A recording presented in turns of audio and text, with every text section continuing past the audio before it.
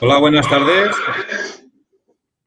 Bienvenidos, bienvenidas al primer Vespre Financer del Instituto de Estudios Financieros.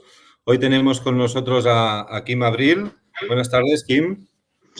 Hola, buenas tardes, Héctor. Gracias por la invitación. También, Alief, gracias por la invitación, que como exalumno, la verdad que me hace, bueno, estoy muy contento y me hace mucha gracia pues poder presentar, ¿no? Gracias a nosotros. Gracias a ti. Bien, hoy Kim Abril es gestor de la SICAP Draco Global, es emprendedor, ya ha gestionado en el entorno de la renta variable desde sus inicios y es emprendedor y en este país pues es sinónimo de valiente. Kim. Sí, porque no estamos en unos tiempos muy fáciles para emprender. La gente ya lo ve, que el autónomo no está muy bien tratado, pero yo animo a cualquier persona, joven y mayor, a que emprenda, porque la verdad que es muy bonito, no es fácil, hay que hacer una travesía en el desierto, pero te permite hacer lo que a uno le gusta, ¿no? Y hacerlo de tu forma, ¿no? Como tú lo harías, ¿no? Por lo cual, adelante con cualquier persona que quiera ser emprendedor, ¿no? Muy bien. Las razones de este Vespre Financer son varias y están alineadas con el pasado, presente y futuro. Bien, primero el pasado, podríamos decir lejano, que es la coincidencia de haber estudiado el máster en finanzas del IEF con Kim Abril, ya hace unos años, que nos dio las herramientas para emprender, ¿no?, este viaje dentro del mundo de las finanzas. Después, lo que es el presente, el pasado, perdón, más reciente, cómo gestionaste la crisis pandémica y lo que es la gestión de tu fondo, y tanto de tu fondo como de la SICAP, de lo que es los riesgos de cola mediante opciones put. Y cómo viviste este estrés de mercado máximo y también si hubieron problemas de liquidez en algunos momentos puntuales en lo que son las inversiones o por reembolsos o por la gestión de cierre de posiciones en los derivados.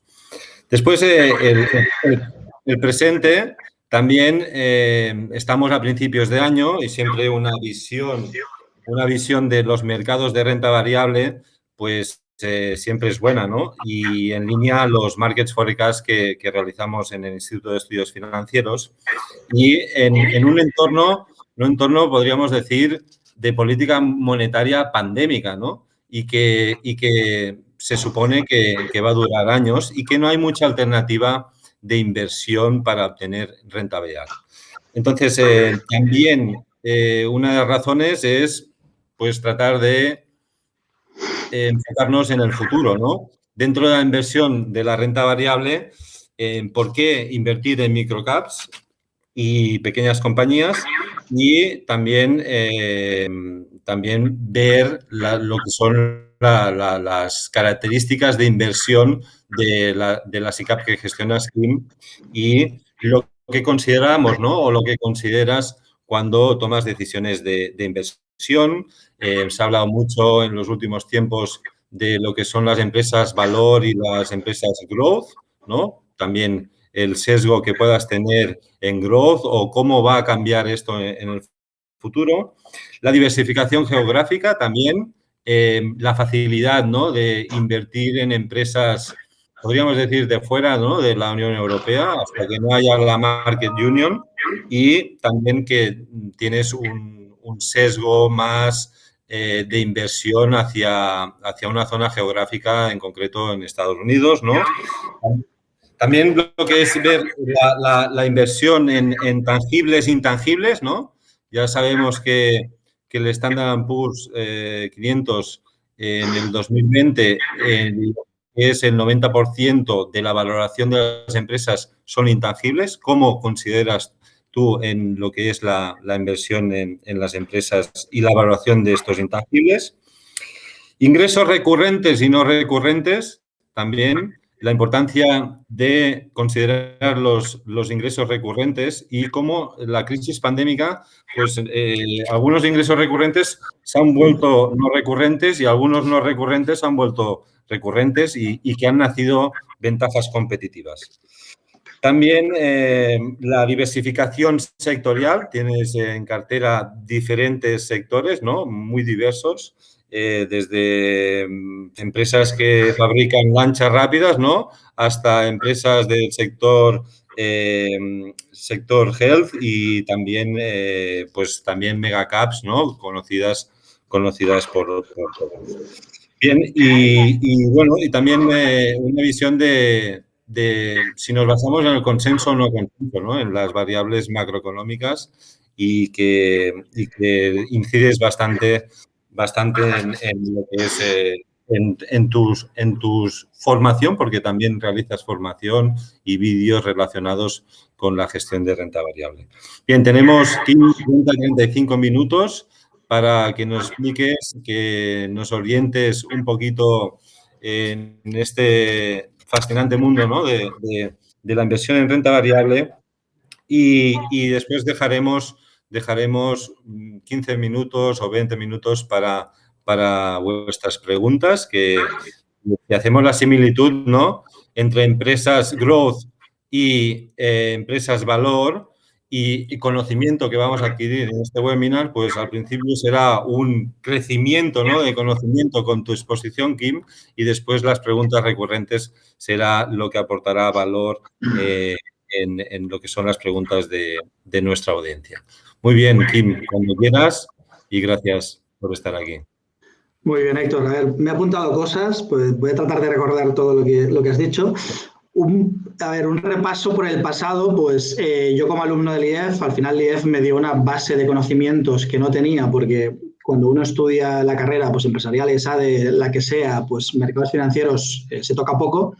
Por tanto, el IEF me dio una base de conocimientos de finanzas y sobre todo de mercados financieros que me permitieron cuando entré en mi primer trabajo, que fue en Caixa Penedès, en la regla del Penedès, la gestora de fondos, pues poder empezar a aplicar pues toda esta serie de conocimientos, ¿no? Yo fui la cuarta generación del máster, ¿no? De hecho, coincidí con Héctor en clase en ese máster. Y desde ahí, pues, estuve en Caixa Penedès, después Caixa Penedès fue comprada por BMN Gestión de Activos, después Banco Madrid, y así fue transitando. Y un día pensé, ¿por qué no planteo la posibilidad de crear mi propio vehículo en el cual yo pueda expresar la gestión tal como yo la entiendo, ¿no? Entonces ya a finales del 2015, principios del 16, es cuando ya empecé a pensar en hacer esto. Uno no siempre puede hacerlo cuando quiere, sino uno lo hace cuando la situación lo permite. Y al final, en junio del 2017, creé un hedge fund, no fue un fondo, fue un hedge fund que se llama, porque aún existe, Global Quality Hedge Fund. Creé un hedge fund porque al final en ese momento pues era la estructura más barata para empezar y al final cuando uno quiere crear un vehículo lo que quiere es empezar. Y ese hedge fund yo lo gestioné desde junio del 17 hasta agosto del año pasado. Es decir, han sido casi 3 años, ¿no? Un poco más de 3 años. Y después tenemos algún gráfico aquí en la presentación que podemos comentar. Y, bueno, un poco, pues, lo que hoy voy a explicar ya se venía plasmando en ese hedge fund, ¿no? La razón por la cual al final decidí crear la SICAV es porque al final un hedge fund es una estructura que en España es poco entendida y si encima el hedge fund está en Malta, pues dificulta la venta del hedge fund a inversores españoles, ¿no? De hecho, todos los inversores del hedge fund eran extranjeros, ¿no? Andorranos, suizos, alemanes, etcétera, pero no españoles. Entonces, eso me llevó a decir a pensar en que tenía que evolucionar la estructura y al final, pues, bueno, llegué a un acuerdo con Jesuris para crear Draco Global, que la gestión oficial de esta SICAV es en septiembre del año pasado, 2020. Iniciamos una exposición a bolsa al 20%. Durante el gran rebote de noviembre, la exposición a bolsa de la SICAV pues fue baja, estuvo en torno al 25% y progresivamente hasta el día de hoy ha ido subiendo y está en el 50%. Es decir, a día de hoy la exposición a bolsa de Draco Global es del 50%, aunque sí tengo compradas calls sobre índices, sobre el Russell 2000, que es el índice de pequeñas compañías en Estados Unidos, que ha volado, o sea, desde mínimos de marzo hasta el día de hoy, ha hecho un más 120, y también opciones sobre el Stoxx 50. Es decir, como no me gusta ir detrás del mercado, prefiero tener cierta liquidez, ¿no? Para poder aprovechar esa liquidez cuando el mercado dé oportunidades, bien porque venga una corrección, ¿no? Por tanto, la exposición real hoy de la SICAV es de un 50%, ¿no? Héctor me comentaba por la visión de mercado. Aquí un poco le digo que al final todos los activos financieros, todos aquellos activos de riesgo están subiendo, y están subiendo porque al final los bancos centrales están imprimiendo moneda a una velocidad increíble. O sea, tasas de crecimiento de la masa monetaria del 60-70%, no se ha visto en la historia. Y al final la bolsa, los inmuebles, el real estate, el oro son activos financieros. Entonces, si tú eliminas el riesgo de estos activos financieros, pues al final el activo en precio sube, ¿no? Entonces, una gran parte de esta subida es consecuencia de los bancos centrales. Entonces, una política de expansión monetaria, tipos cero, tipos negativos, política fiscal, pues al final es un entorno propicio para que los activos de riesgo suban y la bolsa suba. Por lo cual, mi perspectiva a medio plazo es que la bolsa sigue subiendo, aunque podamos tener una corrección por el camino, porque al final cuando todos estamos en el mismo lado del péndulo sucede lo contrario. Pero la dinámica de fondo, y ahí es mi visión de mercado, pues sigue siendo buena porque mientras tengas el apoyo de los bancos centrales, mientras el 10 años americano no se te vaya al 2%, pues yo creo que las bolsas seguirán subiendo, ¿no? Lo que van a hacer los bancos centrales es, o lo que va a hacer la FED, mejor dicho, es tratar de controlar que los tipos no suban mucho si realmente repunta la inflación, ¿no? Los bancos centrales buscan crear inflación porque es la única manera de reducir la deuda. En la medida que el poder adquisitivo pueda subir, pues la deuda se puede reducir. Hay tal cantidad de deuda que generar inflación, que es lo que buscan los bancos centrales, pues es la única forma. Pero hay que vigilar de que si realmente hay inflación y las expectativas de inflación están repuntando, eso no afecte a los tipos porque estos empiecen a subir y suban por encima de un nivel peligroso, ¿no? Donde los bancos centrales deberán actuar sobre la curva de tipos, pero eso no siempre es fácil, ¿no? Por lo cual, mi visión es, te diría que a medio plazo es positiva, pero un poco controlando los riesgos. Es más, si hoy estuviera 100% invertido en bolsa, pues hoy no activaría la estrategia que comentaremos al final de la presentación, ¿no? Esto en cuanto un poco a visión de mercado. Avanzo un poco en la presentación. Bueno, aquí había una introducción que ya he comentado por encima. Un inciso, tengo un canal de YouTube que se llama Invertir como un profesional, donde os animo a todos a suscribiros, donde tratamos de explicar pues, cosas que hacemos en la SICAV, pero también tratamos de un poco enseñar a analizar en profundidad, hacer análisis fundamental, aprender a hacer valoraciones de empresas para aquella persona que quiera un plus más respecto a todos los canales de YouTube que existen hoy, que la mayoría son generalistas. Entonces, decidí crear este canal para aquel que realmente pues, quiera aprender cómo se valora una empresa, cómo se construye la cifra de ventas, cómo se hacen proyecciones. Pues aquí tenéis muchos vídeos, seguiremos subiendo vídeos, ¿no? Que os pueden ayudar en el tema, ¿no? Aquí tenéis un poco el track record. He comparado el hedge fund que yo gestionaba antes contra los fondos más conocidos que hay en España, que pasaré por encima, pero un poco en este drawdown de la caída del mes de febrero, marzo, abril, es donde, gracias a la estrategia de cola que comentaremos más adelante, es decir, la compra de opciones put fuera del dinero, pues el fondo consiguió tener un drawdown que fue la mitad de la mayoría de fondos de renta variable, ¿no? No quiero entrar tampoco muy en detalle en el gráfico, perdón. Después Héctor me comentaba entre estilos. En este slide trato de definir la estrategia de la SICAV, ¿no? A mí siempre me gusta hacer las cosas fáciles y que se pueda entender rápido, ¿no? Primero explico la estrategia y después respondo a las preguntas de Héctor. ¿Cuál es la estrategia de inversión de Draco Global SICAV? Pues lo que pretende es invertir en las mejores empresas, pero en dos mundos que son opuestos, ¿no? Empresas de gran capitalización bursátil, que yo llamo megacaps, pues Facebook, Alibaba, Salesforce, todo este tipo de compañías muy grandes que todo el mundo conoce, pero compradas cuando tienen un problema temporal, pero ese problema temporal no invalida su ventaja competitiva de largo plazo. Eso es un concepto muy, muy interesante. Un ejemplo es, por ejemplo, cuando compramos Facebook, voy a estar mezclando entre mi gestión en Draco Global, recordar septiembre del año 2020, y mi gestión en Global Quality Hedge Fund, que era el hedge fund maltés, desde junio del 17 hasta agosto del 20. Entonces, con el escándalo de Cambridge Analytica, que fue, creo que recordar, en septiembre del año 2018, creo recordar, Facebook se fue a $120, porque la gente especulaba que los anunciantes se iban a ir de la plataforma de Facebook, cosa que no sucedió. Ese evento hizo que la cotización de Facebook cayera a $125. Eso es una oportunidad. Es decir, buscamos compañías grandes cuando tenemos un margen de seguridad que nos permite comprar esas compañías con un descuento brutal y sobre todo que su ventaja competitiva, sea por intangibles, sea por coste de cambio, sea por ventaja de costes, la que sea, no está en riesgo, ¿no? Entonces, una parte de la estrategia es buscar estas empresas, ¿no?, que nos ofrecen este tipo de atributos, ¿no?, que hoy en la cartera pues serían Facebook, serían Amazon, serían Alibaba, serían Novo Nordisk, sería Universal Health Services, este tipo de compañías serían Grifols. Y después nos vamos al extremo opuesto, es decir, compañías muy pequeñas, que yo llamo nanocaps o microcaps, que pueden tener una capitalización bursátil pues, de 30, 40, 50 millones o 300, ¿no?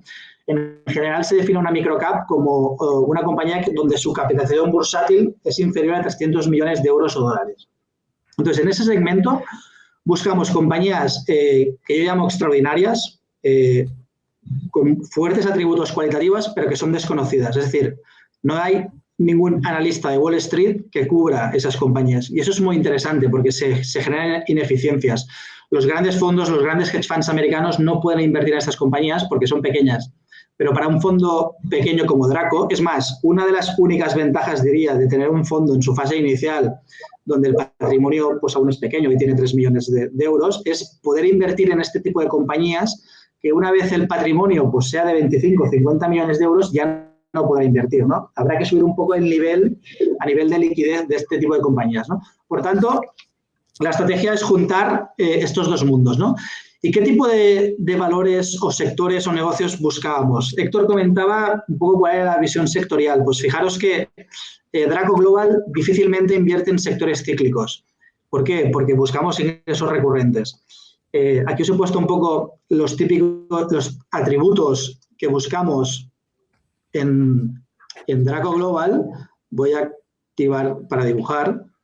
Y aquí tenéis los atributos, ¿no? Pues negocios escalables. ¿Qué es un negocio escalable? Un negocio escalable es aquel negocio que puede crecer, ¿no?, de forma rápida en ventas, ¿no? Es decir, que tiene un crecimiento sostenido de ventas, a veces también de beneficios, pero no tiene por qué, porque si os acordáis, Amazon hace 20 años, pues lo que estaba es escalando el negocio y no tenía beneficios, o el margen operativo, el EBITDA era negativo, porque no le interesaba, estaba en una fase inversora muy alta. Por tanto, nosotros en cartera tenemos varias compañías que no tienen beneficios, pero eso no es un problema, porque esas compañías, repito, lo que están haciendo es, están escalando el negocio.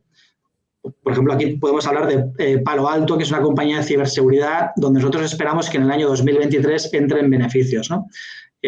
Altigen Communication sería otras. Hay varias, ¿no? Por tanto, buscamos compañías donde sea fácil escalar el negocio a futuro.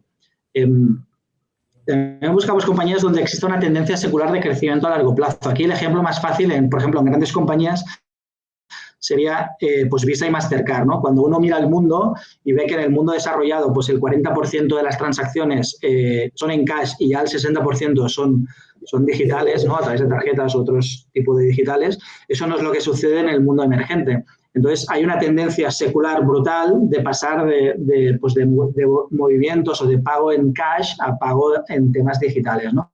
Entonces, esto lo que hace es sostener el crecimiento de estas compañías, ¿no?, a muy largo plazo. Por ejemplo, en el caso de Altigen Communications, que es una compañía muy pequeña, una microcap americana que tenemos en cartera, pues está presente en el negocio de comunicaciones en la nube, ¿no? Hasta ahora, la mayoría, y sobre todo con la crisis del COVID, pues todas aquellas compañías que tenían equipos informáticos, teléfonos conectados a la red telefónica, pues han pasado al cloud, ¿no? Y cada vez lo que hacen es con las comunicaciones, pues que estén presentes en el cloud, ¿no?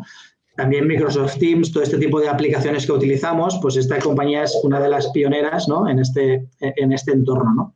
Después también nos fijamos en la estructura sectorial. Por ejemplo, Grifols es una compañía que opera en un oligopolio de 4 empresas. Grifols, Takeda, CSL y otra compañía. Es decir, es un oligopolio donde esas 4 empresas se reparten, pues el 85% del mercado, por lo cual no compiten en precios. Pues es una estructura interesante. O LDC, que es una compañía francesa que hace productos avícolas y que es la líder en Francia en toda la venta de productos, sobre todo de pollo, de carne, envasados pues a supermercados y a food service. Pues tiene 6-7 marcas muy conocidas en Francia, con un 45-50% cuota de mercado, y lo interesante es que el consumidor francés únicamente consume pollo local, por lo cual tiene como una especie de barrera de entrada a la competencia, ¿no? También está presente en Polonia, que es el mercado con la renta per cápita, con el consumo por cápita de pollo más grande de toda Europa. Entonces, son atributos que buscamos, ¿no? Es decir, o compañías que operan dentro del segmento del plasma, como Grifols, pero que operan en tarjetas prepago. Pues eso es un duopolio de 2 empresas, ¿no? Pues también es atractivo, ¿no? IH Corporation, que es una compañía que comentaremos más tarde, pues que opera dentro de un nicho donde solo tiene un único competidor, que es Smith Group, ¿no?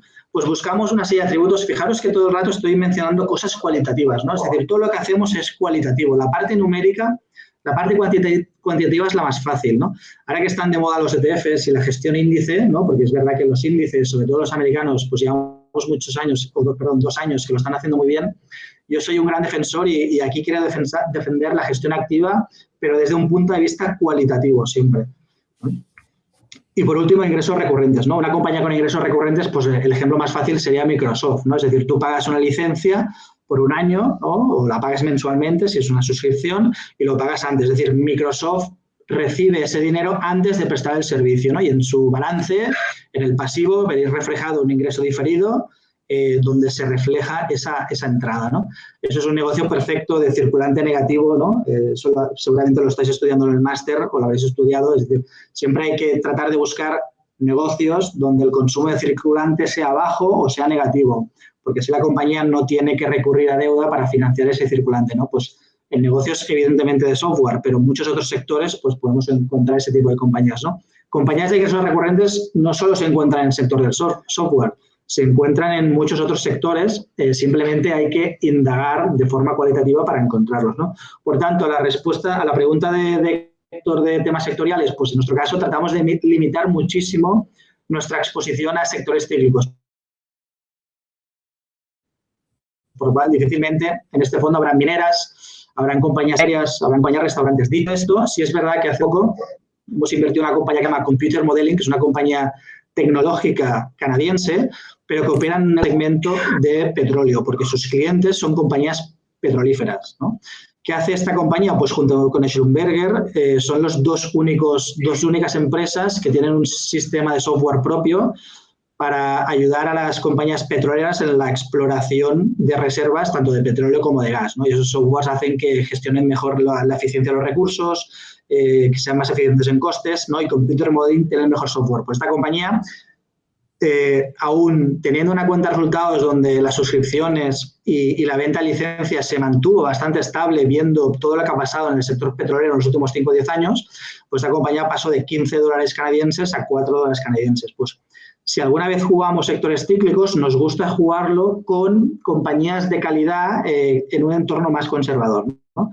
Y esa es nuestra aproximación a la otra parte de sectores que comentaba Héctor, ¿no? También comentaba el tema de ingresos recurrentes, que entiendo que está más o menos respondido en la medida que una compañía con ingresos recurrentes pues, es menos sensible al ciclo económico, es decir, genera ingresos tanto en la parte alta del ciclo como en la parte baja, ¿no? Por lo cual el ciclo económico, como veremos después, no le afecta. Héctor, creo que quieres comentar algo. ¿Perdón? No, es lo que quería que escucharas, ¿no? Tu visión de por qué invertir en estas empresas y las escalables. Sí, la razón es esa. Es decir, una compañía... Todo esto también, Kim, también cabe decir que tienes un manual del inversor, ¿no? Donde explicas todo, también todo esto, que es un ejercicio pues de transparencia total, ¿no? En lo que es la gestión, que también te felicito por este manual.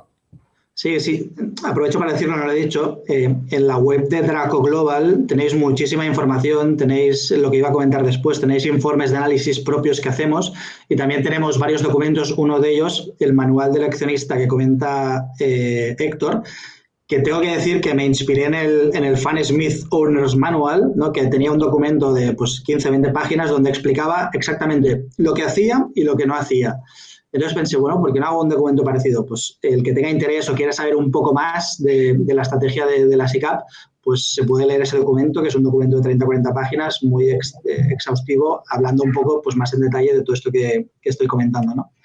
El tema que comentaba Héctor de la valoración de intangibles es muy, muy importante. De hecho, he hecho algún vídeo relativo a Amazon, Facebook explicando el tema, ¿no? Es decir, a día de hoy la economía es intangible, ¿no? Es decir, mucha gente se pregunta si es que las compañías tradicionales, las típicas compañías industriales, ¿no? Con mucho inventario, que fabrican alguna cosa, que tienen circulante positivo y que hay que financiar, pues si están en desuso. No, esos negocios seguirán existiendo, pero hay muchas tecnológicas donde el valor de esas tecnológicas reside en los intangibles.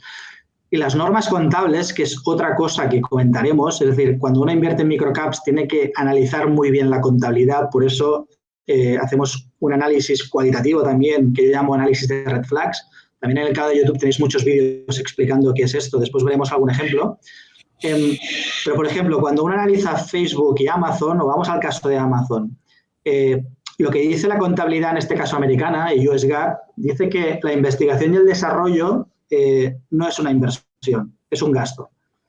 Y IFRS, que es la normativa contable en Europa, lo que dice es que el I+D es un gasto, pero se permite capitalizar, es decir, activar en balance los gastos de desarrollo, ¿no? Sobre todo de software. Es decir, hay ciertas diferencias. Pero lo primero es, si uno va a analizar compañías americanas y europeas, tiene que tener muy claro la normativa contable porque no es igual.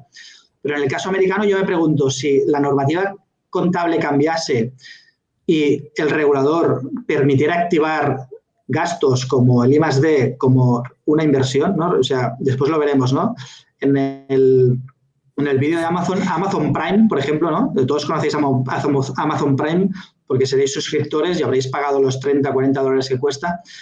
Eso para Amazon no es un gasto, sino es una clara inversión. Pero como el regulador no le permite capitalizar ese gasto en balance, se lo tiene que reflejar como un gasto. Eso hace que la cuenta de resultados de Amazon, los márgenes operativos y el beneficio, sea más pequeño de lo que en realidad son. Entonces, si uno hace el ejercicio, y en ese vídeo que os comento lo hicimos, de capitalizar en balance aproximadamente el 40% del I+D, sobre todo que viene de Amazon Prime y de los shipping costs, y también algo en marketing, pues en Amazon se pueden justificar precios de 4.000 dólares por acción. Si uno no capitaliza, lo que está viendo es que el PER de Amazon es de 80 veces, pero claro, ese PER está afectado negativamente porque el denominador, los beneficios, incluyen un gasto excesivo porque no se están capitalizando el I+D. Muchas veces se tiende a equiparar, pues, porque una compañía industrial, cuando invierte en una nueva planta de producción o una planta productiva, esos CAPEX, eso es inversión y la contabilidad no lo trata como gasto, pero en cambio una compañía tecnológica, cuando realiza I+D y ese I+D se va a traducir en futura venta, el regulador no le permite capitalizarlo en balance. Entonces, como bien decía Héctor, no se están valorando bien los intangibles. Entonces, mi recomendación y lo que hacemos en Global es, antes de invertir en una tecnológica, tenemos que saber si podemos capitalizar y qué porcentaje podemos capitalizar en balance de esos activos que si no, no se ven, ¿no? Creo que me habías comentado también respecto a value growth. Yo no me considero que sea ni value ni growth, simplemente lo que buscamos son compañías de calidad que podamos comprarlas con margen de seguridad suficiente. Si tuviera que decantarme más hacia un lado u otro, probablemente sea más growth que value, porque al final no invierto en compañías que no crezcan a nivel de top line. Ahí tenemos varios grupos. Pero prefiero quedarme más en la parte cualitativa y en buscar negocios buenos, ¿no? Y esperar pues a que tengan algún problema temporal si es una compañía grande, y si es pequeña, pues simplemente están baratos porque son compañías desconocidas, ¿no? Por la comunidad inversora. Aquí en la presentación más abajo os ponía, ¿ves? El tema de detección de red flags contables. Esta es la parte de contabilidad que veremos si da tiempo algún ejemplo. Hay que fijarse en cómo la empresa gestiona el capital allocation, el capital, es decir, qué hace con el beneficio, paga dividendos, recompra acciones, amortiza deuda. Eso es muy, muy importante. Nosotros no invertimos en una compañía pequeña si antes no tenemos acceso al management. Es decir, todas las compañías que tenemos en cartera hemos hablado con el management y mantenemos cierto contacto con ellos, tanto con el CFO para temas más de contabilidad y financieros, y con el CEO, sobre todo, y más importante, para temas de estrategia, y para poder plasmar ese plan estratégico que tiene la empresa pues, en nuestros estados financieros, ¿no? Y por último, el fondo utiliza una estrategia de riesgo de cola, que básicamente la idea general es, cuando existe cierta probabilidad de que la economía pueda entrar en recesión o en depresión, pues activamos una estrategia que lo que hace es comprar puts puts que están fuera del dinero y nos protegen de una gran caída, ¿no? Que es lo que, voy un poco atrás, que es lo que vimos aquí. Fijaros, aquí el Global Quality Fund, vamos a quedarnos que es la línea negra, ¿vale? Fijaros que el drawdown de la línea negra pues es casi la mitad de la que vimos en los otros fondos. Pues gran parte de esto, aparte de seleccionar compañías buenas, es esa estrategia riesgo de cola, sobre todo porque como somos conscientes que tenemos microcaps en cartera, pues que ahora deben pesar el 62% del patrimonio, esas compañías tienen más volatilidad, se mueven más que las compañías grandes. Entonces, esta estrategia nos ayuda a minimizar la caída, ¿no? Por lo cual, después comentaremos un poco más en detalle la idea. Muy bien. Y ahora un poco la idea aquí, Héctor, es una de las diferencias, yo creo, de Draco Global respecto a las SICAPs es que nosotros hacemos público parte del análisis de las empresas que tenemos en cartera. En muchas ocasiones, como veremos ahora, estos análisis son los primeros que se han realizado sobre estas empresas. Por ejemplo, IH Corporation o Water Intelligence son una compañía microcap que cotiza en el OTC americano. Un inciso aquí. Si habéis visto la película de Leonardo DiCaprio, El Lobo de Wall Street, habla de un mercado que es el mercado OTC. Habla muy mal, ¿no? De hecho, lo trata como acciones basura y no estoy en desacuerdo porque de unas 12... ¿no? Las pink sheets, correcto. Pues ese mercado es un mercado de unas 12.000 empresas. Pensad que en Europa el mercado potencial estamos hablando de unas 4.000, 4.500. O sea, solo el mercado de pink sheets americano, no el Nasdaq, ni el NYSE, ni el Amex, sino el segmento más pequeño, que es el pink sheets. Ahí cotizan unas 12.000 empresas, de las cuales no tengo ninguna duda que el 90% son basura. Es decir, son compañías que no reúnen ninguno de los atributos que he mencionado anteriormente. Pero la gracia está en que dentro de ese barullo de compañías que no nos interesan, existen un 2-3% de compañías extraordinarias, totalmente desconocidas, sin ningún analista de Wall Street que siga esas compañías y que están a la espera de que la gente las descubra. Simplemente como están metidas en torno a todas las otras, pues pasan inalteradas, ¿no? Entonces, nosotros participamos en muchos foros como Seeking Alpha, como Microcap Club, como Value Investing Club, aportando nuestro research y a cambio recibimos también el research del resto, es decir, somos contribuidores, publicamos nuestro research en esos foros y esos foros nos ayudan a encontrar muchas ideas, tanto en el segmento, sobre todo en el segmento pequeño, ¿no?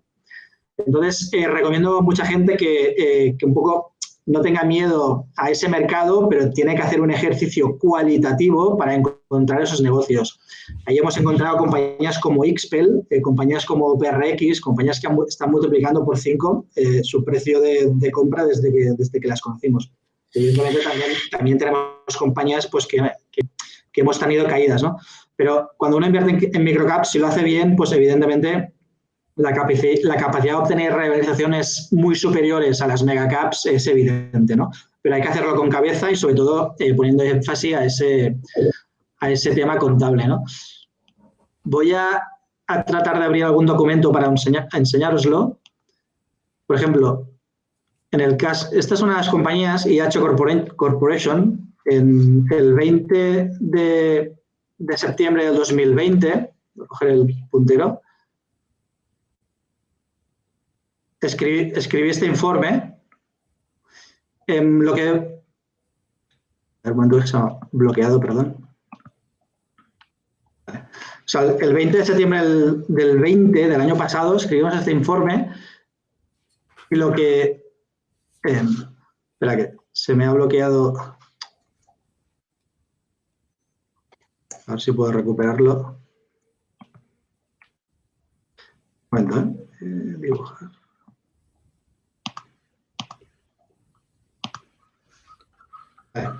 Escribimos este informe y este es el único informe que existe sobre esta compañía. Es decir, a día de hoy no existe ningún analista Wall Street, nadie que haya escrito sobre esta compañía. Es una compañía muy, muy pequeña. Cuando escribimos el informe, pues eran 36 millones de capitalización bursátil. No es una compañía principal en nuestro fondo. Es una compañía que está pues, entre las... Siempre tenemos máximo 25 posiciones. Esta empresa está entre la 20 y la 25. Pero fijaros, es una compañía familiar. Si vamos a invertir en compañías microcaps, tienen que ser siempre compañías familiares, ¿no? Es decir, primero porque podamos tener acceso a la familia y podamos hablar con el director general, con el propietario, con el CEO. En este caso, el fundador es Luis Offerman en el año 1941 y después estamos en la cuarta generación con el actual CEO, que es Dave Offerman. Entonces, aquí, evidentemente, tenemos que entrar por una serie de análisis de la historia, ¿no? Esta compañía lo que hace es básicamente fabrica conectores, ¿no? De placas de circuito impreso y conectores personalizados, pero la gracia es que opera en un nicho de mercado con un único competidor, ¿no? Entonces, lo que hay que hacer cuando uno se plantea un análisis en estas compañías es detectar varias cosas, ¿no? Y lo primero es la estructura sectorial. Siempre tratamos de buscar compañías, como he comentado al principio, que operen en monopolios, en duopolios, en oligopolios o bien en mercados fragmentados donde existe un líder claro, ¿no? Y ese líder puede crecer de forma orgánica porque es el líder y igual, aunque tenga una cuota de mercado del 1 o 2%, sus competidores son muy pequeños, ¿no? Pero también le permite crecer de forma inorgánica consolidando y comprando sus propios competidores, ¿no? En el caso de IH Corporation, la estructura sectorial es diría que de duopolio. ¿Por qué? Porque el mercado de conectores globales es un mercado muy grande donde hay grandes compañías, sobre todo americanas, que lo dominan, como son Amphenol, Molex o alguna asiática como T-Connectivity. Pero eso no es lo interesante. Lo interesante es que el cable que hace IH Corporation, que es un cable hiperboloide, que se utiliza en situaciones críticas, en cosas relacionadas con sectores industriales, militares, médicos, donde no puede haber ningún fallo, ¿no? para ese conector, ¿no? Entonces, ese nicho de mercado, como pongo aquí, tiene un solo competidor, que es Smith Group. Entonces, ¿cuál es la gracia? La gracia es que las compañías grandes, Amphenol, Connectivity, no les interesa ese nicho de mercado porque es muy pequeño, ¿no? Para el mercado que manejan estas empresas. Pensar que la TAM es el mercado potencial, ¿no? Total Addressable Market, que es una métrica para nosotros indispensable, ¿no? Que lo ligamos con lo de negocio escalable. La TAM de este mercado para Smith Group y para IH Corporation es inferior a 1 billion, por lo cual compañías de la escala de Amphenol y Delphi pues no les interesan, por lo cual existe una cierta protección de mercado o una barrera de entrada a esas compañías, ¿no?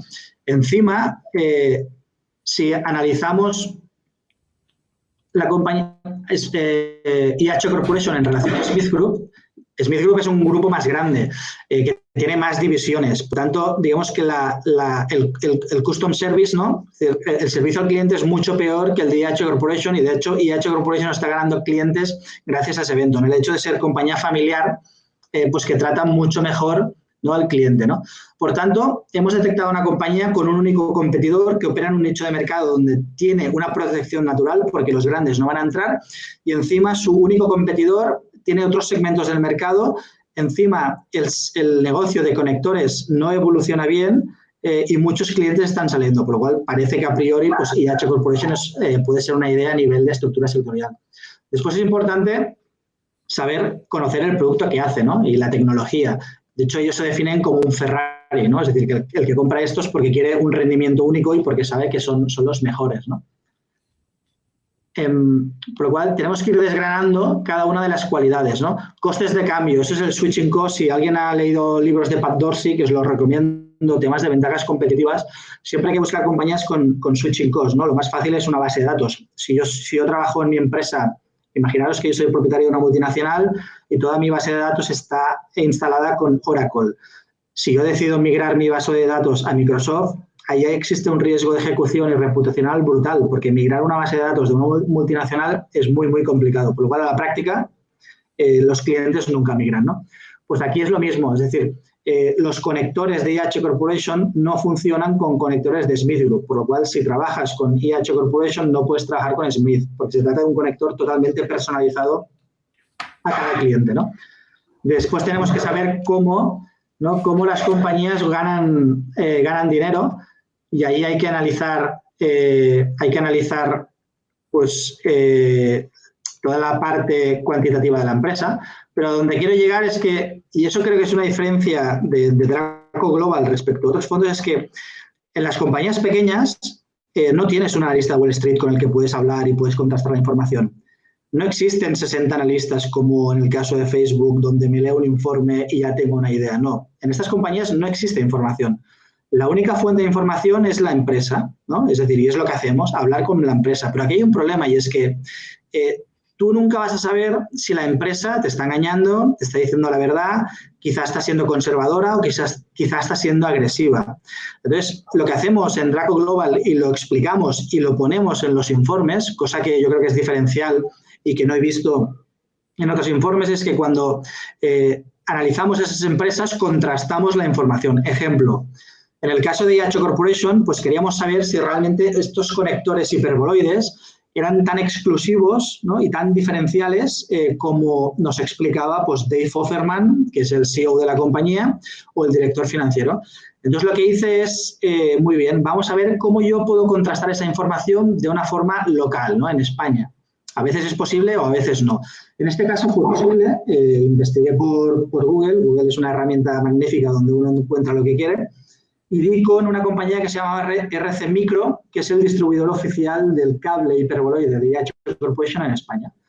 Después de múltiples llamadas y algún envío de email, hay que ser un poco pesado, hablando claro, porque si no, no te hacen caso, conseguí contactar con Ramón Arenosa, que es el Product Manager de RC Micro.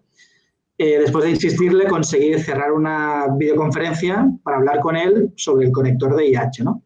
Accedió y, bueno, estuvimos 2 horas hablando por videoconferencia y dio la casualidad, que es un poco lo que he ido poniendo aquí, que Ramón Arenosa es un antiguo empleado de Smith Group, por lo cual teníamos una persona que hoy es el que distribuye el cable de IH Corporation en España, pero que anteriormente, en el 17, antes del 17, había trabajado en Smith Group. Eso es perfecto, es el mundo perfecto, ¿no?, porque conoce perfectamente a su competidor. Entonces, bueno, Ramón nos explicó con todo tipo de detalles pues la calidad excepcional de los cables de IH Corporation, nos explicó el rango de durabilidad, cómo un conector de IH pues aguanta 100.000 maniobras cuando un conector normal aguanta pues no más de 50 o de 100. Bueno, una serie de cosas que tampoco voy a entrar en todo el detalle, ¿no?, pero que no hubiéramos podido saber. Es decir, nuestra convicción sobre la compañía se incrementó exponencialmente al poder encontrar a alguien que estaba en la órbita de la empresa, es decir, que era un proveedor, que era un cliente, que era un distribuidor, el cual nos confirmó todo aquello que nosotros habíamos hablado antes con la compañía, ¿no?, con Dave Offerman. Por ejemplo, este conector pues, se llega a vender a $500 respecto a un conector promedio que se puede vender a $1, ¿no? Voy a ir más rápido para no alargarme. Entonces, hay que contrastar la información, ¿no?, y lo hacemos en casi todas las compañías. Hace poco publicaba un informe que se publicó en Fan Society, que era un poco pues, una biografía de un día a día de un análisis de inversiones, ¿no? Pues, por ejemplo, en mi inversión en Grifols, que hablamos un poco de la inmunoglobulina y de lo interesante que es la inmunoglobulina para como tratamiento de enfermedades extrañas que se llaman PIDD. La Marató hace 2 años hizo un programa dedicado a las enfermedades extrañas, ¿no?, que se llaman PIDD. Entonces, recuerdo que una conversación en Seeking Alpha con un gestor me dijo, oye, si eres inversor de Grifols, mírate una compañía que se llama KRD, Corum Medical, que hace dispositivos médicos para inyectar inmunoglobulina. Entonces, empecé a indagar y me di cuenta que parecía una inversión interesante, que conocía por mi inversión previa en Grifols. Perdonad que os haya mezclado, pero bueno, es para no abrir el documento, así lo hacemos más rápido. Entonces, ahí otra vez entramos en que yo no soy médico, yo no conozco exactamente cuál es el mejor dispositivo para inyectar inmunoglobulina, yo no sé si es mejor la inmunoglobulina intravenosa o la inmunoglobulina subcutánea. Yo no sé cuál es el mercado potencial de esas enfermedades extrañas que se llaman PID o IDP, que hay varios tipos. Entonces, lo que hice es, bueno, después de hablar con la compañía, como siempre, y de leer algún análisis, porque para esa compañía sí que había algún análisis, pero seguía teniendo alguna duda, lo que hice es, otra vez, un trabajo de inspector de policía para buscar la información. Después de buscar durante unos cuantos días, encontré en Barcelona una fundación, que se llama la Fundación PIDD, y pude, también después de insistir durante algunos días, poder hablar con el jefe y presidente de la fundación, que es Pere Soler Palacín, que es un doctor muy conocido. Y durante 2 horas Pere Soler me explicó pues, qué era esto de las enfermedades extrañas, cómo se trataban estas enfermedades, cuál era el mercado potencial en Estados Unidos y en Europa, si era mejor la inmunoglobulina intravenosa subcutánea, y en el caso de la compañía que me interesaba, que al final hace dispositivos médicos, pues me llevó una sorpresa, porque yo estaba convencido de que el dispositivo médico de Corum Medical era el mejor. pero Pere Soler me hizo ver que ese dispositivo era el mejor en Estados Unidos con un sistema sanitario en Estados Unidos, pero no en Europa, ¿no? Entonces, sin esas conversaciones, sin esas videoconferencias con Ramón, sin ese contraste de la información, pues es imposible realmente conocer bien una inversión, y tratar de cometer menos errores, ¿no? Dicho esto, tenemos que analizar una empresa, tenemos que saber por qué nos gusta, tenemos que saber cuáles son sus riesgos cualitativos, tenemos que contrastar la información y también tenemos que verificar si existe algún riesgo contable, ¿no? Que es lo que tenéis ahora en pantalla, ¿no? ¿Cómo lo hacemos? Pues analizando la contabilidad. Probablemente una compañía grande como Facebook, aunque a veces suceden cosas, ¿no? La última la tuvimos en Alemania con Wirecard, ¿no? Puede haber algún escándalo, es más difícil. Pero las compañías pequeñas hay que ir muy, muy en cuidado, ¿no?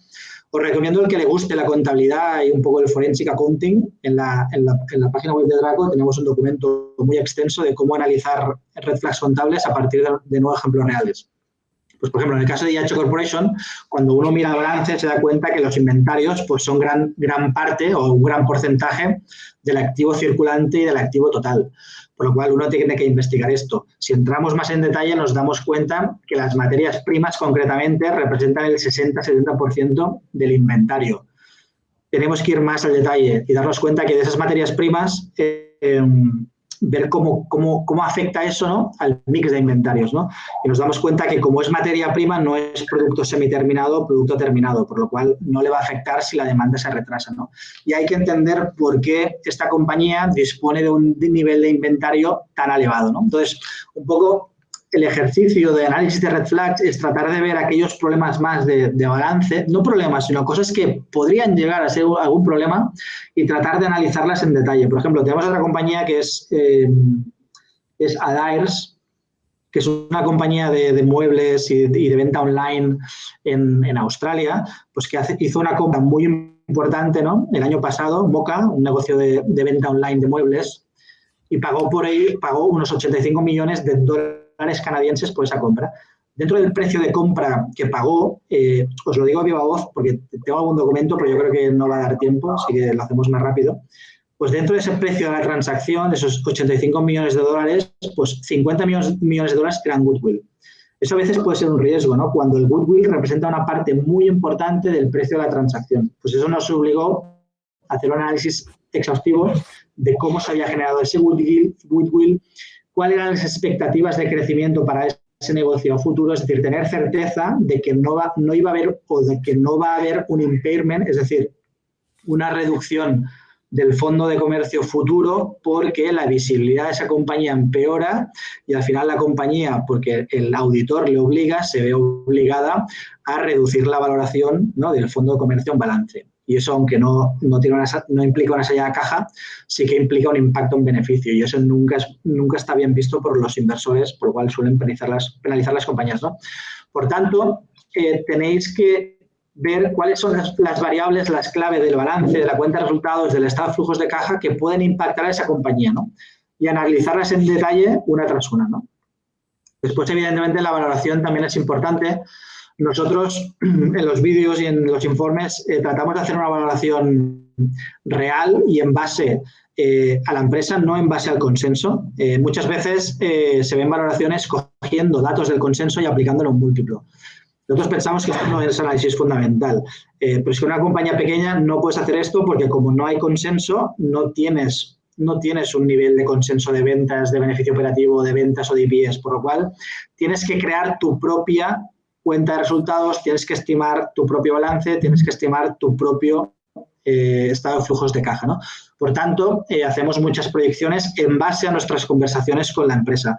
Tenemos que ser capaces de extraer toda la información de la empresa para poder modelizar la cifra de ventas, ¿no? Por ejemplo, en el caso que tenéis en pantalla IH, pues hicimos 3 modelizaciones diferentes de las ventas. Una en base a la cartera de pedidos, otra en base al plan estratégico de la empresa y otra en base a la TAM que os he comentado, el Total Addressable Market, el mercado potencial de 1 billón o 0,75 que tenía la compañía en función de las cuotas de mercado que tiene, ¿no?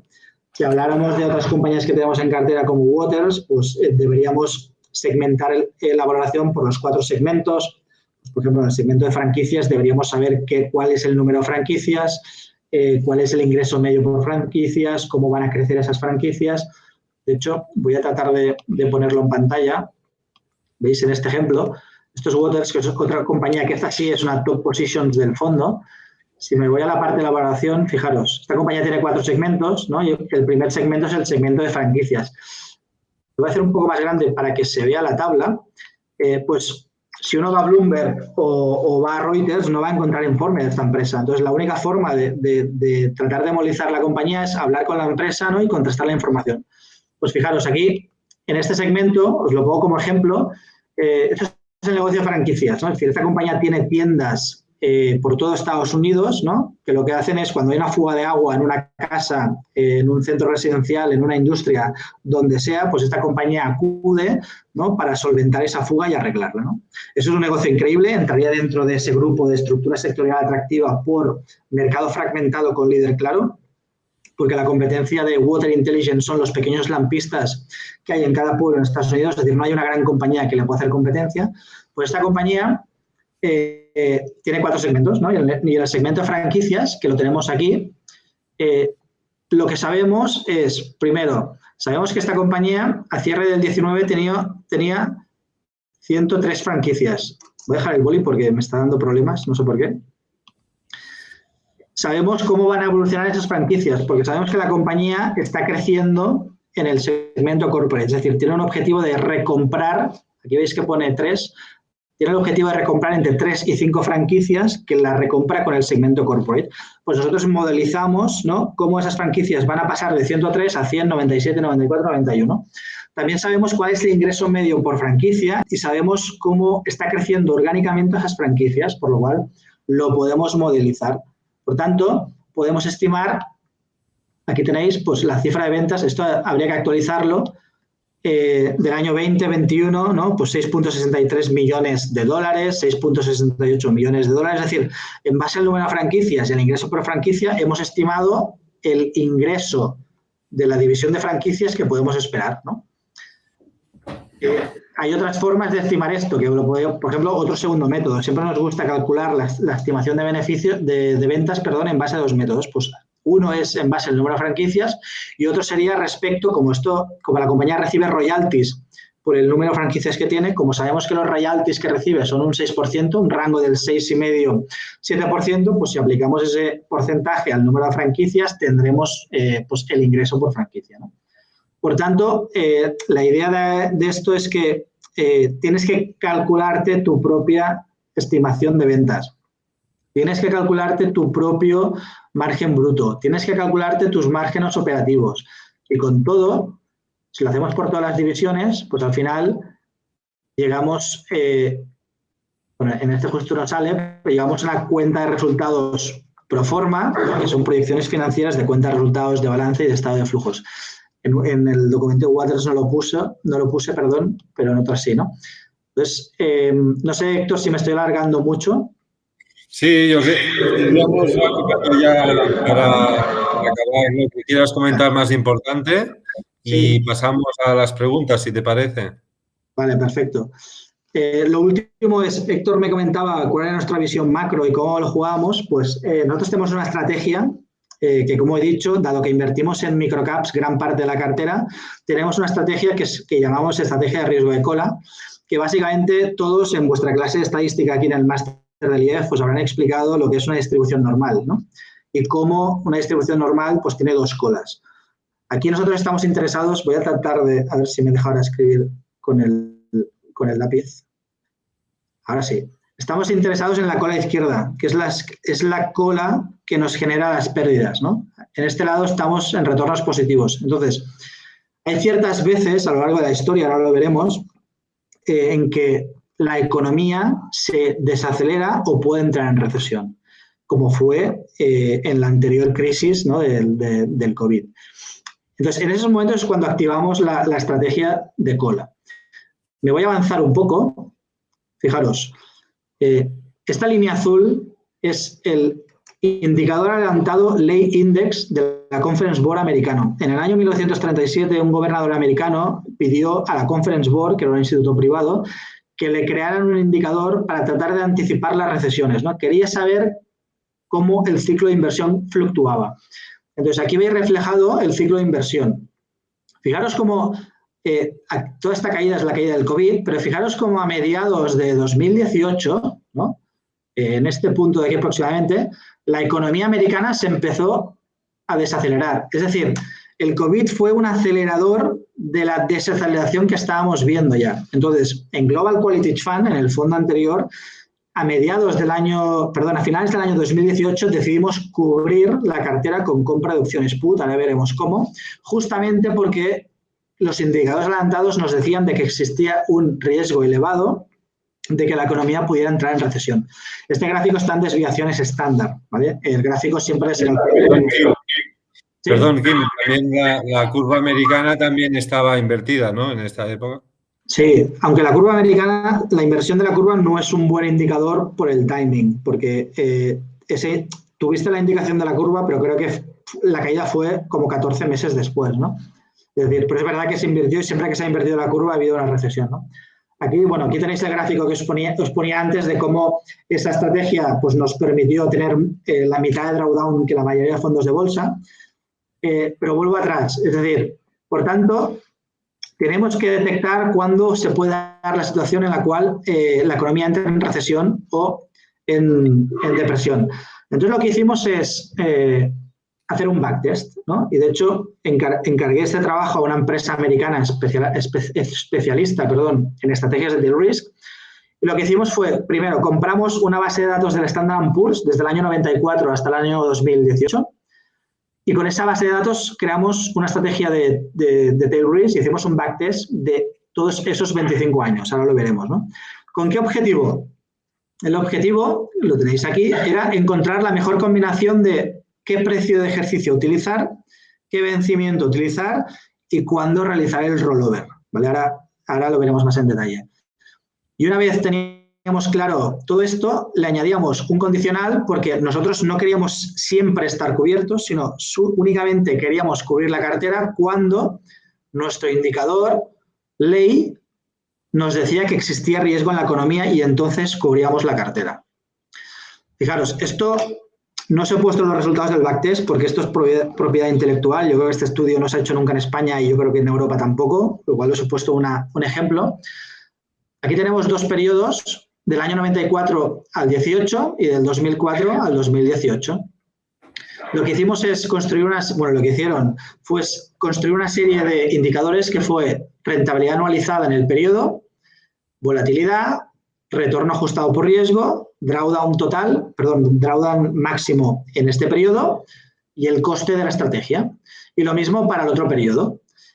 Y lo que hicimos es, muy bien, vamos a ver el Standard & Poor's, qué métricas ha tenido en esos periodos, en todas estas métricas. Por ejemplo, en el periodo 94-2018, la rentabilidad anualizada del S&P fue de un 9%, con volatilidad del 14,5%, 0,6 retorno a riesgo y un drawdown del 51%.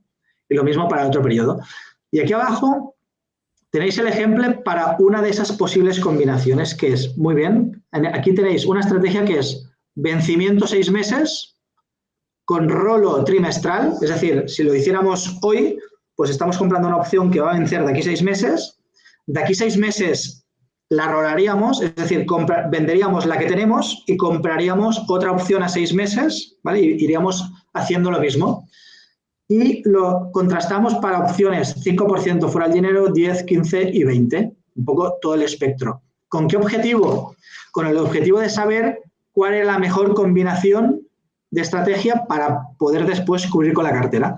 Entonces, hicimos esto para todas las posibles combinaciones, incluyendo el condicional del ley, es decir, solo activar esa estrategia cuando el ley nos indica, ¿no? Si vuelvo adelante, sería cuando estás en desviación estándar 0, estás aquí, estos puntos, aquí es cuando cubriríamos la cartera. Pues con esto tenemos de una forma científica lo que ya un poco por el cuenta de la abuela pues pensábamos que sucedía y ahora hoy sabemos qué vencimiento tenemos que utilizar, qué rollover tenemos que hacer y qué strike tenemos que comprar, si un 5%, un 20%, un 15%. Entonces, es un ejercicio muy interesante, perdonadme que no os dé la solución a esto, pero bueno, pienso que es propiedad intelectual Y bueno, el día que estemos 100% invertidos y pensamos que el indicador adelantado, que ahora como veis se está recuperando, ¿no? Cayó hasta aquí, se está recuperando, en algún momento si se vuelve a desacelerar en un futuro, pues probablemente volveremos a activar la estrategia, ¿no? La verdad que creo que funciona, pero es una estrategia que si miráis el ciclo de inversión solo se ejecuta en momentos muy puntuales, ¿no? Es decir, se habría ejecutado en los últimos 20 años pues 6-7 veces, ¿no? Entonces, me parece una forma donde uno no tiene que hacer timing, ¿no? Porque tú puedes cubrir una cartera vendiendo futuros, vendiendo las acciones, comprando bonos. Pero ¿qué pasa si te equivocas, ¿no? Y las acciones siguen subiendo? Pues con la compra de puts, primero, no estás haciendo timing porque si la cartera sigue, perdón, si el mercado sube, tu cartera va a subir, no estás eliminando el movimiento. Y después los ciclos de inversión suelen durar entre 2 y 5 años, por tanto, son momentos muy puntuales, ¿no? Cuando se cubre la cartera, ¿no? Héctor, no sé si hay preguntas. Muy bien. Si queréis lanzar vuestras preguntas por el chat, ¿quién os va a responder?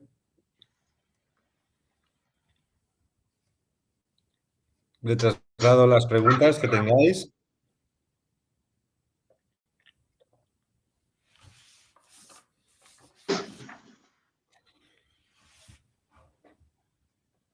Bien, estás diciendo, Jordi, antes de que lance la pregunta, me gustaría hacerte un par de preguntas. Con este universo tan amplio de empresas y de sectores que tratas, sectores con nicho, ¿no? de mercado, como bien has mencionado, ¿tienes algún target de peso en cada uno de los sectores que piensas que a nivel macro sectorial pues pueden tener más relevancia en el futuro?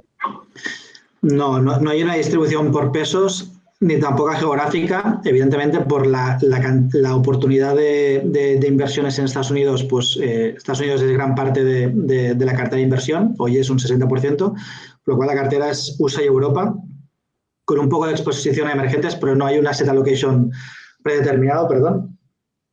Y después en cuanto a sectores, lo que he dicho al principio, es decir, más que sectores, buscamos ese tipo de atributos cualitativos, ¿no? Negocios escalable, ingresos recurrentes, atractiva estructura sectorial, tendencia secular de crecimiento a largo plazo, independientemente de los sectores en los que esté, ¿no? Evidentemente, ese tipo de compañías nos lleva a sectores que son menos cíclicos por la presencia de ingresos recurrentes, ¿no?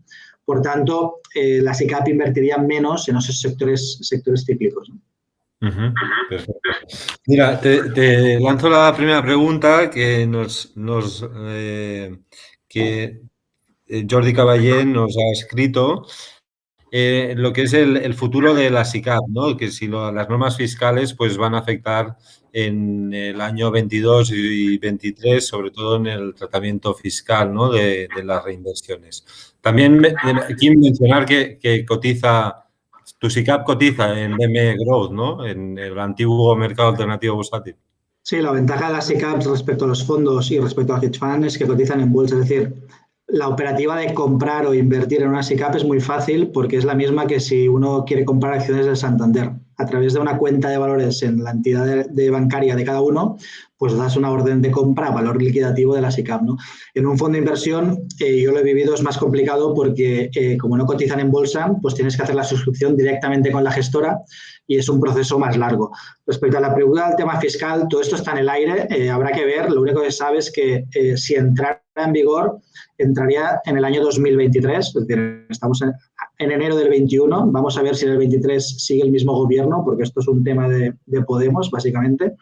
Es un tema que solo sucede en España, porque en Europa todas las SICAPs únicamente requieren un accionista y no hay límite a la inversión por cada uno de los accionistas, por lo cual vamos a ver qué pasa.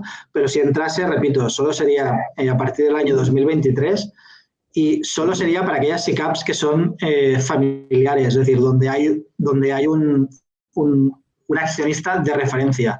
En el caso de Draco Global, aunque sea una SICAP, es una SICAP abierta, es decir, es un vehículo de inversión abierto, al igual que un fondo para que invierta a la gente. Por lo cual, una vez tienes una base de accionistas diversificada, pues ahí no tendrás problema, ¿no? Por lo cual no considero que sea ningún problema futuro. También he contestado otra pregunta de Sergi Michans que iba en línea a esto, ¿no? Que comentabas de por qué SICAV y no fondo de inversión, ¿no? Entiendo que también si llega el momento, pues te podrás convertir en fondo de inversión, ¿no? Y sin perjudicar a tus inversores, ¿no? Perdona, si llega el momento de... Si llega el momento de que tienes que convertirte en fondo de inversión, pues no habrá problema, ¿no? O cuando veas que puede perjudicar, ¿no? Pues entonces te plantearás este cambio, ¿no? A fondo. Hay dos cosas, es decir, si tú tienes una SICAV abierta y tienes más de 100 inversores, donde cada inversor tiene una inversión de más de, no sé si son 1.000 o 2.500 euros, que es la norma que prevén para el 23, si tú tienes eso, tú puedes seguir con tu SICAV, no hay problema. El problema es en aquella SICAV, que es la SICAV de una familia donde únicamente hay un solo accionista. Ese es el que tendrá que ver si como tú dices, Héctor, reconvierte esa SICAV en un fondo, pero entonces ya no mantiene la propiedad jurídica, ¿no? Pues un fondo y es de la gestora, o bien la cierra. Nosotros también, o sea, nosotros mañana podríamos transformar la SICAV en un fondo, pero eso es un error porque la facilidad de contratación por parte del cliente a una SICAV no tiene nada que ver con un fondo. Yo lo he vivido con el hedge fund, que la contratación de un hedge fund aún era mucho más complicada. Yo ahora en la SICAV tengo accionistas del Banco Santander, del Sabadell, de Bank Inter, cosa que antes con un fondo era impensable. Porque, como bien sabéis, esas entidades bancarias no dejan vender estos productos más así cualitativos o que no son suyos en sus redes, ¿no? Muy bien. También estaba dirigido, eras un hedge fund, estaba dirigido a inversores profesionales, entiendo, ¿no? Y esto te limitaba un poquito el universo de posibles inversores. Sí, hay dos grandes diferencias. Una es la inversión mínima. En el caso del hedge fund eran $75.000, ahora son 100.000. Y también que no es un fondo UCITS y pues muchas entidades bancarias o muchas EAFIs, pues si el fondo no es UCITS o la SICAV, pues ya no quieren invertir, ¿no? También te digo que MiFID II, que es la ley que regula las SICAVs, pues hace un poco que todo sea más complicado, ¿no? Con el hedge fund, la gestión, el día a día, ¿no? Las inversiones era mucho más fácil porque evidentemente el abanico de posibilidades, ¿no? El rango de pesos por valores es mucho más amplio, ¿no? Muy bien. No sé si hay alguna pregunta más que tengáis, por favor, por el chat.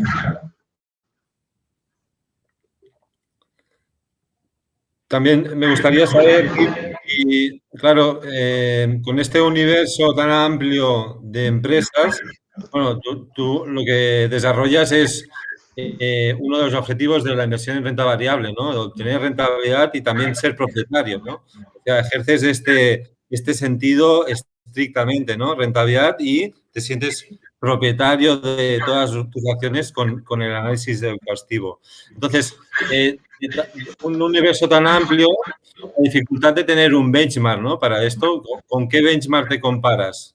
Para saber, claro, no hay nadie que haga la misma inversión que tú o la misma metodología, ¿no? Que hable con el director financiero de una microcap que justamente ha trabajado en la competencia, etcétera, pues es difícil, ¿no? Entonces, claro, también la dificultad, ¿no? De tener un benchmark asociado, ¿no? Y poderte comparar. Sí, la SICAV, puedes poner, por ejemplo, cuando hacemos los informes CNMV, puedes poner un benchmark o no ponerlo. Yo soy más partidario de que el benchmark lo pone el cliente decide contra, ¿no? qué quiere comprar el fondo. Por la flexibilidad y lo que hacemos en la SICAV, que podemos invertir en compañías grandes, compañías pequeñas en todo el mundo, quizá el índice más comparable sería algún índice del MSCI World, de los ACWI, que es un índice que engloba, pues tiene un universo de inversión mucho más grande que el MSCI World que todo el mundo conoce, que únicamente son compañías grandes. Entonces yo te diría que el que quiera comparar, pues debería utilizar un MSCI World, pero que incorpore compañías grandes y compañías pequeñas y también que tenga distribución geográfica y que no sea solo pues, Estados Unidos o Europa, sino que sea global, ¿no? Pero no soy muy de compararme con índices. Evidentemente, el objetivo de Draco, como todos los fondos, es generar rentabilidad, ser accionista de negocios extraordinarios. Eso es importante porque muchas veces lo primero que uno aprende o le enseñan en la bolsa es que esto es especulación y hay que hacer trading, hay que hacer análisis técnico y líneas, pero no. Lo que a mí me gusta explicar es que cuando alguien compra una acción, lo que está comprando es una pequeña participación de esa empresa. Es decir, de golpe se convierte en accionista de esa empresa y así es como debería verla. De hecho, me sorprende a veces en reuniones con clientes que son empresarios y que tienen su propio negocio, cómo su perspectiva de la bolsa es como de un casino y de especulación, que probablemente a corto plazo lo pueda ser, pero a medio y largo plazo la cotización de una acción únicamente se mueve por la capacidad de generación de beneficio flujo de caja. Por tanto, si tú eres accionista, tienes que hacer ese análisis cualitativo de conocer la empresa y de invertir como un emprendedor, ¿no? Y es algo que Héctor no me deja de sorprender en muchas conversaciones con clientes que son empresarios y emprendedores, ¿no? Clientes y posibles clientes. Muy bien. Nos preguntan a través de qué brokers puede ser partícipe de Draco, bueno, accionista, ¿no? De Draco Global y... Sí, a ver, creo que comenta en The Hero y Interactive Brokers, puede ser que no esté. Hay algunos brokers donde electrónicamente no se puede, pero por teléfono sí. Después, en los brokers más comunes y en todas las entidades bancarias españolas se puede contractar. Pero es verdad que creo que en The Hero, porque tenía un amigo que también quería comprar y creo que en The Hero no se puede. Es decir, aunque una SICAV, como he dicho, es mucho más fácil que un fondo, pues en algunas entidades financieras o en algunos brokers sí que puede existir algún tipo de limitación. Lo que le diría es si alguien tiene interés, pues por privado, a través de la web, pues me pueden contactar y yo ya le puedo decir exactamente qué brokers sí y qué no. Pero en general, quitando brokers como The Hero y Interactive Brokers, se puede en la mayoría. En cualquier broker que opere en BMB Growth, ¿no? En el MAP. Sí, cualquier broker que pueda comprar bolsa española debería de poder comprar una SICAV, porque Claro. no hay diferencia. Vale. Después, Santi, en línea a lo que es la liquidez, ¿no? Cómo invertir en microcaps, si en algún momento puedes tener algún problema de liquidez, ¿no? Entiendo que si tienes reembolsos o debes vender, ¿no? En lo que es alguna inversión, pues puedes tener algún problema de liquidez o no son tan líquidas. Puedes tener un problema si tu fondo tiene 50 millones de euros, 100 millones de euros, pero no es el caso. Es decir, Draco Global es una SICAV nueva, el patrimonio son 3 millones más o menos, algo menos, perdón, por lo cual con este nivel de patrimonio hoy no tienes ningún problema de liquidez. Es decir, hasta las compañías más pequeñas se pueden liquidar en 2 o 3 días o una semana. Es decir, no hay problema. El problema vendrá y ojalá, porque será un bendito problema, el día que la SICAV... Si tienes 50 millones a final de año, te haremos otro webinar para explicar tu estrategia. O sea, a la pregunta de Santi, si mañana de golpe hay 50 millones, pues sí, tengo un problema. Pero entonces lo que hago es subo el listón de liquidez. Es decir, ya dejo de mirar compañías que ahora estaba viendo porque las podía comprar, porque evidentemente no podré comprarlas, ¿no? Y subes el nivel de liquidez, pues no sé, te vas a compañías algo mayores, aún siendo microcaps o small caps, ¿no? Es decir, hoy no es un problema para Draco Global el tema de la liquidez. Muy bien. Parece que Santi se está animando a preguntar. Bueno, nos agradece lo que es la respuesta a la pregunta esta de liquidez. Bien, no sé si... Es una pregunta típica, Héctor, el tema de la liquidez, pero a veces también hay que hacer esos matices, ¿no? Chayo Getz, creo que coincidí con él en un máster en IQS. ¿Ah, sí? Sí, ¿ves? Nos está agradeciendo. Muy bien. Sí, un abrazo, Xavi, también. Pues no sé, Kim, si quieres añadir algo más y si no, ya lo dejamos aquí. Bueno, a mí realmente me ha encantado tu transparencia, ¿no? Y este ejercicio de sentirte accionista, ¿no? Y propietario de cada una de las compañías que analizas y que nadie analiza.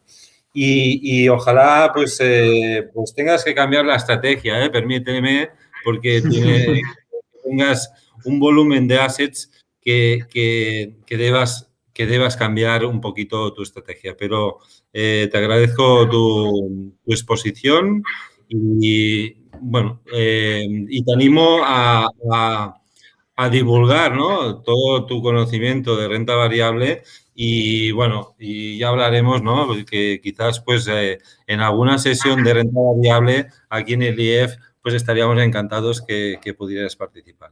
Y yo también estaría encantado de asistir y comentar que yo animo a la gente a que realmente haga análisis fundamental, a que aprenda el análisis que parece que se ha perdido. Llevamos 2 años donde los grandes índices, las FAN, son las compañías que lo hacen mejor. La gente compra la gestión pasiva sin saber qué está comprando, simplemente lo compra porque sube, pero las inversiones en bolsa, bajo mi opinión, es otra historia. Es como decía Héctor y como hablamos, eres accionista de una empresa, tienes que entender esa empresa, tienes que entender su modelo de negocio. Y eso es lo que tratamos de hacer en Track Global. No es fácil porque ahora el mundo va por otro lado, pero al final pensamos que el sentido común se imperará y ese análisis profundo que hacemos, pues poco a poco pues aflorará, ¿no? Por lo cual animo a todos los estudiantes, a todos los que estáis en el IEF, a que prestéis atención en la clase. Y hay estudiantes y hay profesores que vimos en el máster. Lo digo porque el público es amplio, ¿eh? Sí, pero lo que digo es que a veces se explica el análisis fundamental desde la vertiente cuantitativa y yo quiero resaltar otra vez que la parte importante y la más complicada es la cualitativa, ¿no? La de ponerse en la piel de ese emprendedor, de ese propietario del negocio, ¿no? Y de entender cualitativamente el negocio. Muy bien, pues Kim, cerramos aquí, si te parece. Muchas gracias a todos los participantes y os emplazamos al próximo Vespre Financer del Instituto de Estudios Financieros. Muchas gracias y suerte. Muy bien, muchas gracias, Héctor. Hasta luego. Adiós.